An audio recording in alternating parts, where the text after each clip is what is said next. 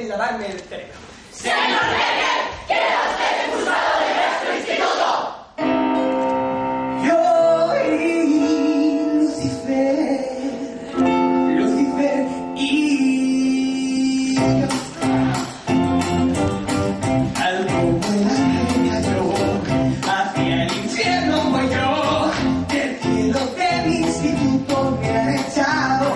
En el mundo más y más, más y más, más y más. Todo el mundo va a caer, más y más, más y más.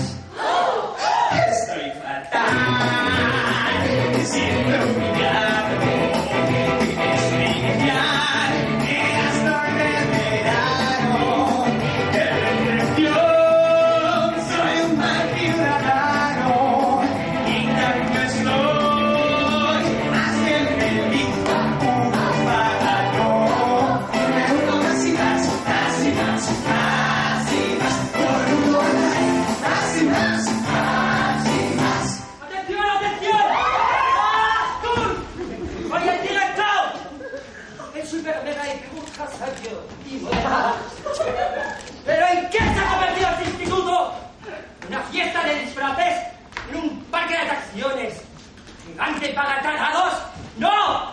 Sepan que uno de sus líderes, rebeldes y yeyes, ha sido expulsado por mí. Espero que le sirva de ultimátum. ¡Es la tercera guerra mundial!